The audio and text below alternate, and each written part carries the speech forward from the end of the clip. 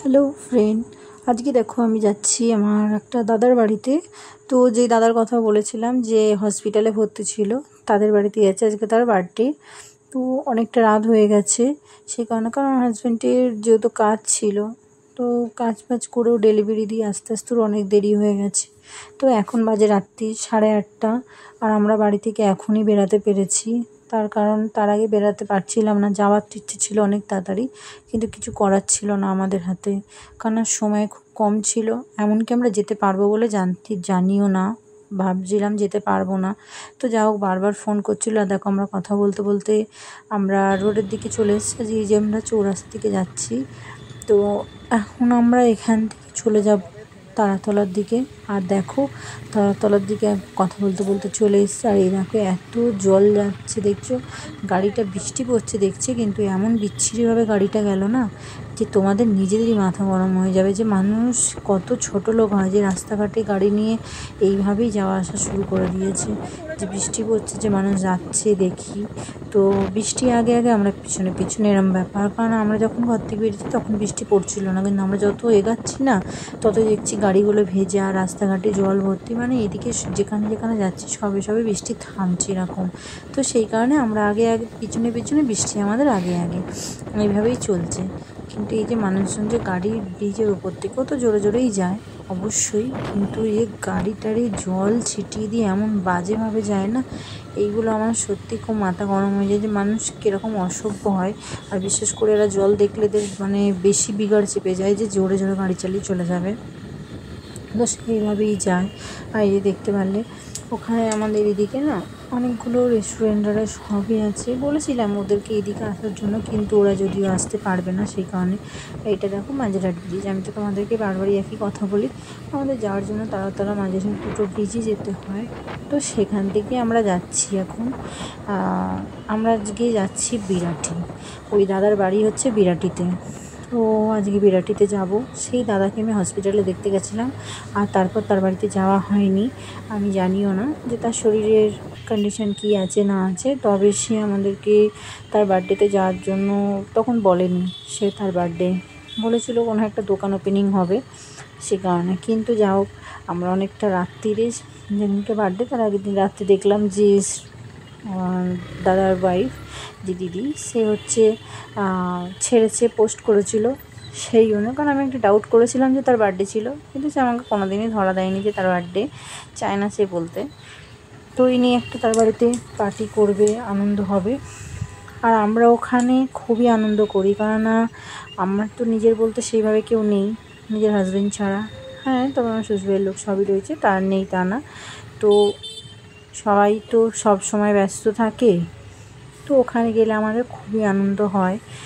আর কিছু কিছু ক্ষেত্রে আমার নিজের দাদা নেই, আমরা 3 বোন।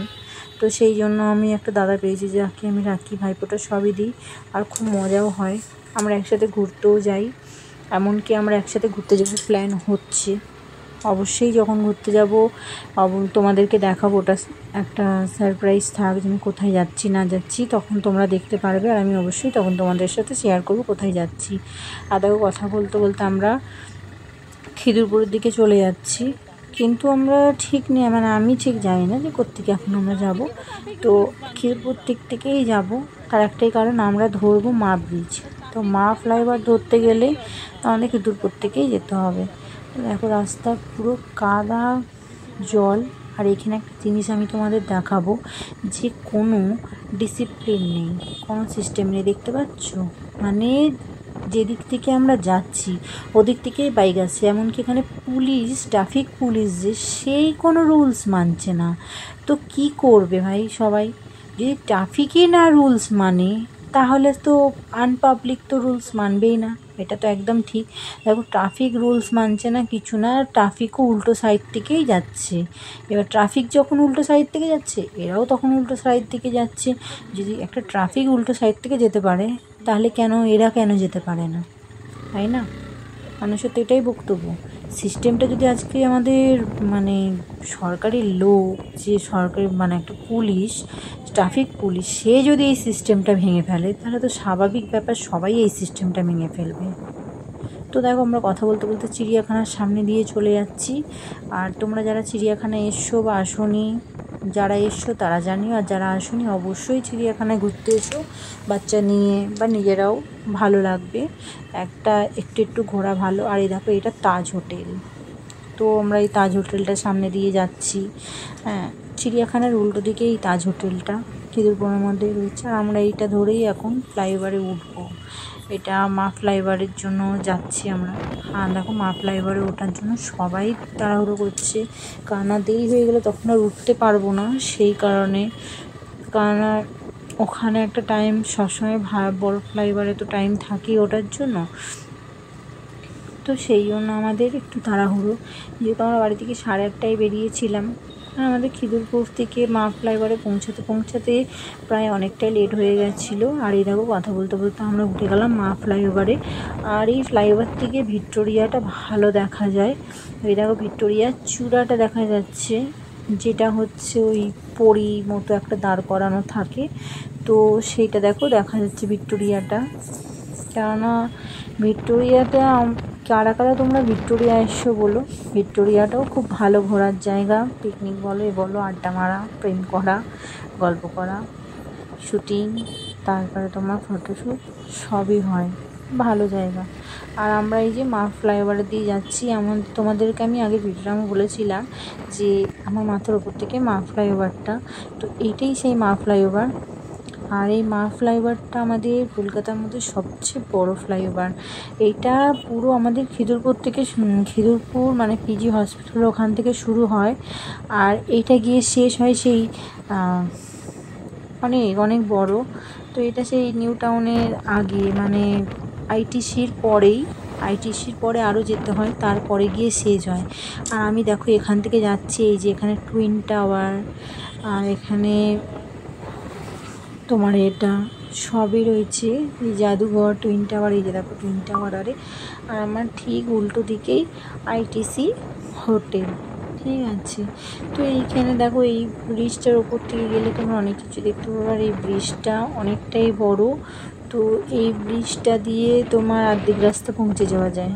আর এই দেখো এইটা হচ্ছে আইটিসির পাশে আর একটা হোটেল আছে, যেটা পুরো মনে হয় যেন জাহাজের একটা কোনো ডিজাইন। আর এই দেখো আইটিসি, আমরা আইটিসির সামনে দিয়ে যাচ্ছি।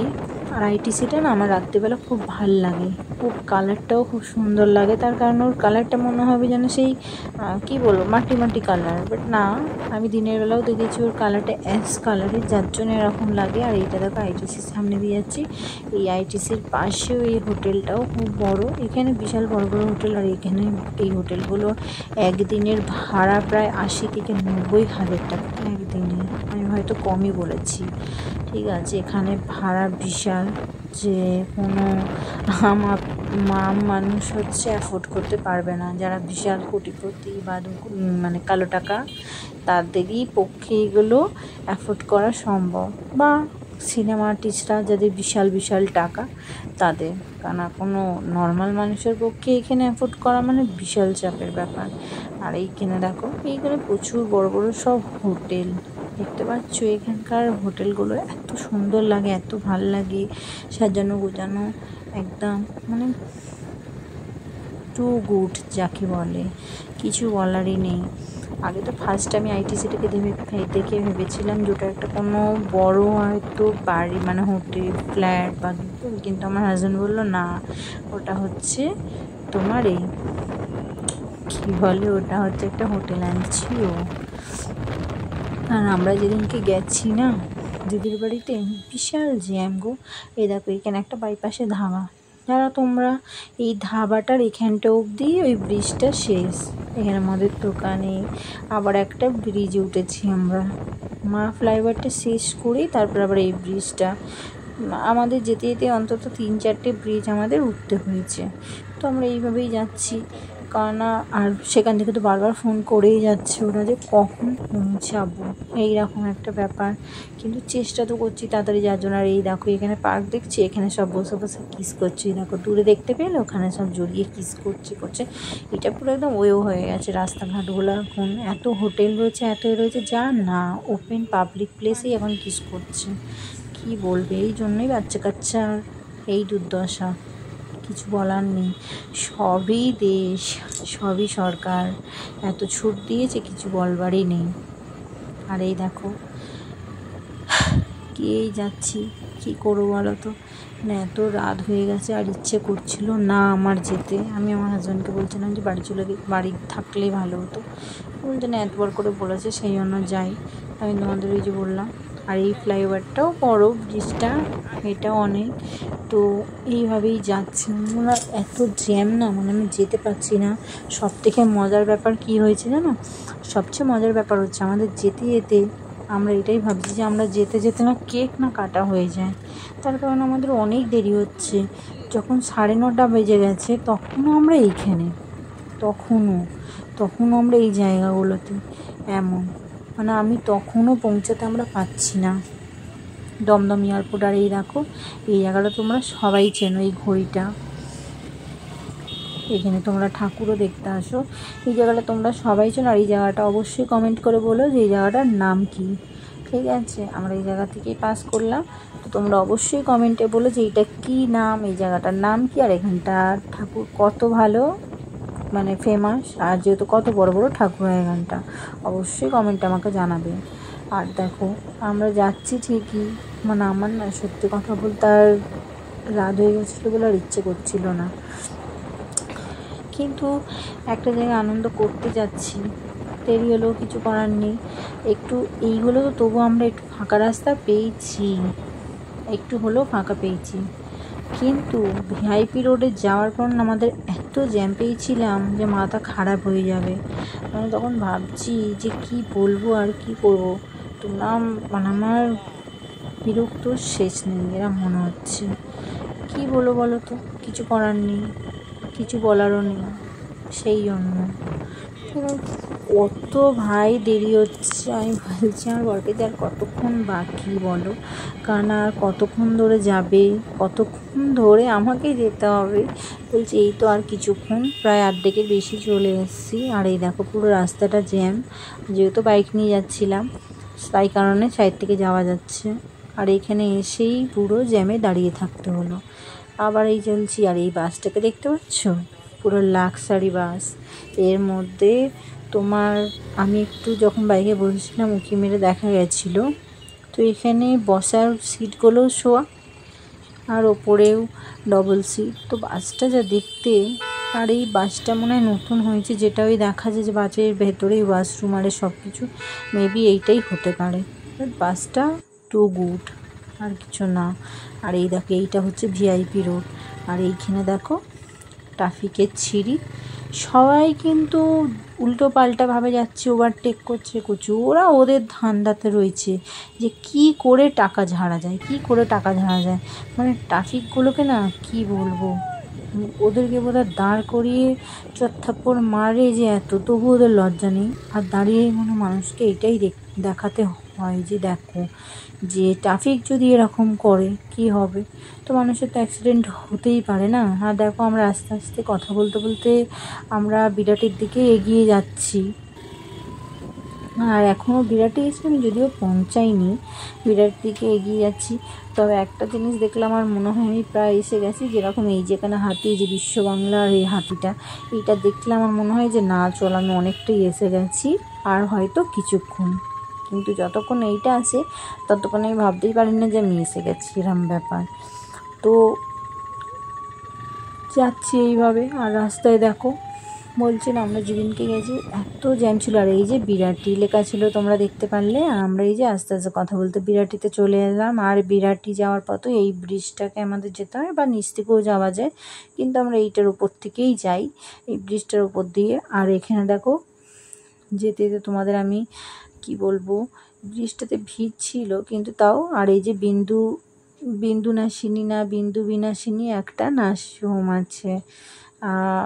তো সেই ওদের কিছু হলে ওরা ওই নার্সিংহোমেই যায়। এই যে বিন্দু বিনাশিনী যে নার্সিংহোমটা দেখতে পেলে এইখানেই বিরাটিতে। তো তোমরা কোথা থেকে দেখো, আর তোমরা যদি বিরাটিতে কেউ থেকে থাকো অবশ্যই আমাকে বলো, কারণ তোমরা আমার বন্ধু। তোমরা যদি আমাকে না বলো কোথা থেকে থাকো তাহলে কী হবে। তো সেই জন্য। আর এই যে কথা বলতে বলতে অবশেষে আমরা বিরাটিতে চলে আসলাম। তো আর কিছুক্ষণ গেলেই দিদির বাড়ি। দেখো এইবারে এই যে অবশেষে আমরা চলে এসেছি।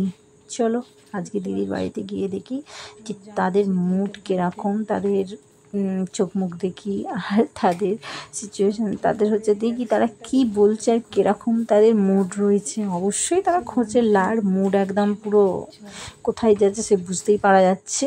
চলো, আর এখানে এসে দেখো দেখছি যে কেকটা কাটা হয়ে গেছে, তার কারণ অনেক রাত হয়ে গেছে, আমাদের তো বাড়ি পৌঁছাতে পৌঁছাতে 11:15 বেজে গেছে, যার জন্য। আর দেখো কেক ফেক কেটে এখানে আমার দিদি হচ্ছে গান চালিয়ে দিয়েছিল। আর এই যে এটা দেখলে, এই কুকুরটাকে দেখলে আমার মাথা গরম হয়ে যায়। এইটা হচ্ছে রাজীব দাদা জন্মদিনে এসছে। আর এই যে আমার দাদা আমাকে গালে কেক তুলে দিচ্ছে, আর এখানে দিদি বসে বসে কেকটা কাটছে। ভালোই, কেকটা খুবই টেস্টি ছিল, খাচ্ছিলাম। আর এই যে পুচকিটা হচ্ছে আমার আর একটা দাদার নাতনি, তো ও অনেক ছোট ছিল, আমরা দেখেছিলাম, এখন একটু বড় হয়েছে। আর এই দেখো কেক কাটার পালা চলছে, সবাই খাবারের পুচকিটা খাইয়েই যাচ্ছে, কেক খেয়েই যাচ্ছে। তারপর আবার চাই যে ও তো মিষ্টি মিষ্টি পেয়েছে, সেই কারণে। আর এই যে আমার দাদার শরীরটা এখন একটু ঠিক আছে, ওর আবার ডাক্তার দেখানোর ডেট। আর এইটা হচ্ছে দিদির বাবা। আর একটা ছোট্ট গিফট, মানে যেহেতু দাদা বলেনি, কিছু করার নেই, সেই ক্ষেত্রে আমি এই গিফটটা যে নিয়ে গেছি, তো দাদা বলছে কেন নিয়ে এসেছিস, কিন্তু কি মন গেল আমি নিয়ে গেলাম। আর খালি হাতে তো যাওয়া যায় না। আর এই পুচকিটাকে আমি কোলে করে নিয়ে নিয়েছি। আর এদের জলিটাকে, ডলি, ওই ডগটার নাম ছিল ডলি, ওকে অন্য ঘরে রেখে দিয়েছে, কারণ ও বড্ড কামড়ে দেয় হুটহাট। আর এই যেখানে পায়েস খাওয়ানোর পালা চলছে, তো আমি এখানে দাদাকে একটু বাদ দিয়ে একটু পায়েস খাই দিচ্ছে, আর আমাদেরকে ডেকেছে। আর দেখো আমিও এখানে দাদাকে একটুখানি ওই কোলে বাচ্চাটাকে দিয়ে দিলাম, দিয়ে আমিও এখানে একটু দাদাকে পায়েস খাইয়ে দিচ্ছি। আর দাদা বলছে না, একদম একটুকুনি দিয়ে আমার গা গোলাচ্ছে, আমি পায়েস খাবো না, আমার ভালো লাগছে না। ও সাধারণত নাকি পায়েস ভালোবাসে না, তো নিয়ম। আর এই যেখানে আমার বড়মশাইকে পায়েস খাইয়ে দিচ্ছে। তো খুব মজা হয়েছে, পার্টি হয়েছে, আমরা খুব এনজয়ও করেছি সব কিছু। হ্যাঁ, তোমাদের যদি আমার এই ভিডিওগুলো ভালো লেগে থাকে অবশ্যই বেশি বেশি করে একটু শেয়ার, লাইক, কমেন্ট করো প্লিজ। আর তোমরা সবাইকে দেখার সুযোগ করে দাও। এইখানে দেখো আমি যেহেতু পারফিউম দিয়েছিলাম, তো রিলেশান বলে নষ্ট হয়, দাদাকে বলছে 10 টাকা দাও, আর দাদা 10 টাকাটা দিয়েছেন, আমি নিয়ে নিয়েছি। দিদি এসে বলছে কী হয়েছে, আনছি দেখো না পারফিউম দিয়েছি, সেই জন্য 10 টাকা নিচ্ছি। আর এই যে এখানে দেখো দাদা রাত্রেবেলা বিরিয়ানি এনেছিল, আমার বড়মশাই আমার এক জায়গায় নিয়েছি, সে তো ঘুমিয়ে পড়ছে, খাবে না। আর আমি যাই হোক একটুকুনি কোনো রকম খেয়ে আর পুরো বিরিয়ানিটাই ফেলে দিয়েছি, কিছু করার নেই। আর খেয়ে দিয়ে আমরা রাত্রেবেলা শুয়ে পড়ে, তো এখন সকাল হয়ে গেছে, উঠে পড়েছি আমরা বেরানোর জন্য। আর দেখো এইখানে দেখছি বৃষ্টি পড়ছে, আর এই সকালবেলা চা আর বিস্কুট চলে এসছে, তারপর আমরা টিফিন করে নিয়ে বেরিয়ে গেলাম। বৃষ্টি কমে যেতে দেখো প্রচণ্ড রোদ। আর অবশেষে আমরা যে বেরিয়ে গেছি, বেরিয়ে গিয়ে আমরা এখন যাব গোডাউন, মানে একটা তো গোডাউনে যাব যেখানে নেল পলিশ আনার জন্য। তো আমরা এখান থেকে বেরিয়ে গোডাউনটায় গেছি নেল পলিশের জন্য। আর দেখো যাওয়ার সময় তো প্রচণ্ড জ্যাম পেয়েছি, আমার মানে সত্যি কাল থেকে এত বলে না কপাল খারাপ, সেই কপাল খারাপের ইয়ে। আর এইখানে দেখতে পাচ্ছ এই মহাশয়গুলোর সাথে চলো তোমাদের আলাপ করাই, এনারা হচ্ছে আন্দোলনে বসেছে, মানুষ আন্দোলন করছে, ওরাও আন্দোলন করছে, কি না বিস্কুট খাবে, মানে ওদের খিদে পেয়েছে, যার জন্য ওরা আন্দোলনে বসেছে। খুব ভালো জিনিস না এটা। আর এখানে কিছু মানুষ আছে খুব অসভ্য, যারা ওদের গায়ে জল দিয়ে দিচ্ছিল, দুটো বিস্কুট দিয়ে খেয়ে নিয়ে ওরা উঠে যেতে পারে, কিন্তু দেবে না। মানুষের মন খুব নিচু, খুব ছোট লোক মানুষই হচ্ছে একমাত্র অসভ্য ছোট লোক যারা হয়, যে মানুষকে খুন করে, মানুষকে এরকম করে অভদ্রতামি করে। আর পশু পাখি বলো, কুকুর বিড়াল কারোকেই ছাড়ে না, কারণ ওরা অবুঝ, ওরা তো আর কিছু বোঝে না, কিন্তু এমন অভাব করে যেন মানুষ ওদেরকে শিখিয়ে দিয়েছে। আর এত ছোট লোকগিরি করার। এই ভাইটাকে দেখো, মানে এই দাদাটাকে দেখো, ইনি বিস্কুট দিচ্ছিল, আর যে দোকান দিয়ে বিস্কুট যখন তার দোকান থেকে বিস্কুট কিনলো খুব ভালো, আর যখন ওদেরকে খাওয়াচ্ছে তখন ওই দেখো ওর গায়ে জল দিচ্ছে, যদি ওই জলটা ওনার গায়ে দিয়ে দেওয়া হয় কেমন হয়। এইগুলো হচ্ছে মানুষের পরিচয়, মানুষের ছোট লোক গায়ে লেখা থাকে না, ব্যবহারেই বোঝা যায় সে ছোট লোকের থেকে অধম, আর এদের মানে যোগ্যও হবে না ওরা, কিন্তু কিছু করার নেই। এই যে এই মহিলাটা একদম অসভ্য মধ্যে বিস্কুট, আবার এনাকেই বলছে তুমি পাগল নাকি। আমার তো মনে হয় ও পাগল না, এই পাগল, এই মহিলা পাগল বলে দেখো বিস্কুট খেয়ে নিয়েছে, ওদেরকে একটু সরিয়ে দিল, ওরা সরে গেছে, কারণ ওদের জন্য পুরো রাস্তা জ্যাম হয়ে গেছিলো। আর এইখানে ওরা দাঁড়িয়ে রয়েছে, সবাই গেলে যাবে। যাই হোক, আমরা কথা বলতে বলতে এখন ওই চলে যাচ্ছি, আমরা ওই ভিআইপি রোড থেকেই যাচ্ছি। আর এই দেখো আজকেও ভিআইপি রোডটা তখনও ভিড় ছিল। আর এখানে দেখো ট্রাফিকরা গাড়ি ধরে ধরে টাকা নিচ্ছে, কিন্তু তোমার কোনো রুলস নেই, আর সিস্টেমে করছে, কোনো গাড়ি সরাচ্ছে না, কিন্তু টাকা নিচ্ছে ধরে। আর দেখো আমরা নেল পলিশের গোডাউনে চলেছিলাম, নেল পলিশ নিয়ে আমরা আবার বেরিয়ে গেলাম। বেরিয়ে গিয়ে এখন যাচ্ছি আমরা বড় বাজার। আর এই যে আমরা কথা বলতে বলতে চলে আসলাম বড় বাজারে। বড় বাজার থেকে আমাদের নেল পলিশের জন্য যা আমাদের এখান থেকে বড় বাজার থেকে যেগুলো লাগবে সেগুলো আমরা নিয়ে নিতে এসেছি। আর এই যে দেখো আমি এই বাইকটার সামনে দাঁড়িয়ে রয়েছি, আর এখানে প্রচণ্ড জ্যাম। বাইকের সামনে আমি দাঁড়িয়ে রয়েছি তার একটাই কারণ, যে এখানে প্রচুর পুলিশ ঘোরাফেরা করে আর গাড়িতে কাঁটা লাগিয়ে দিয়ে চলে যায়। আর মানুষজন প্রচুর অসুবিধাও পড়ে যায়, কিন্তু কি করবে, এটা তো সাইডে দোকানগুলো, তো ওখানে তো গাড়ি রাখতে হবে। আর আমি দাঁড়িয়েছিলাম বলে তাই, না আমারও গাড়িতে কাঁটা লাগিয়ে দিতে আমাকে এসে বারবার জিজ্ঞেস করছিল। আমি বললাম যে দোকানে ঢুকেছি, এক্ষুনি বেরিয়ে আসবে। তো কোন দোকান জিজ্ঞেস করলো, আমি ঠিক দোকানটার নাম বলতে পারছিলাম, উনিই বললো দোকানটার নাম। আমি বলছি হবে হয়তো, কারণ আমি যেহেতু কোনো দিন যাইনি ওই দোকানটাতে, আমি দাঁড়িয়ে রয়েছি। আর যদি না দাঁড়িয়ে থাকতাম অবশ্যই আমার গাড়িতে কাঁটা লাগিয়ে দিয়ে চলে যেত। এত বদলোক পুলিশ, এইদিকে যখন রাস্তা জ্যাম হয়ে যাচ্ছে তখন রাস্তা ক্লিয়ার করাচ্ছে না, কিন্তু লোকের কাছ থেকে কাঁটা লাগিয়ে দিয়ে টাকা নেওয়া, লোক একটু এগিয়ে গেলে সেই তাকে কেস দেওয়া, মানুষকে হ্যারাসমেন্ট করার জন্য পুলিশ একদম পুরো পায়ে পায়ে লেগে রয়েছে, কিন্তু কোনো কাজের কাজ নেই। আমরা কথা বলতে ভিক্টোরিয়ার দিকে চলে যাচ্ছি, আর দিয়ে আমরা বাড়ি চলে যাবো। যদি ভালো লেগে থাকে লাইক কমেন্ট শেয়ার করো, নতুন হলে আমার চ্যানেলটা ফলো করে নিও। Tata, good night.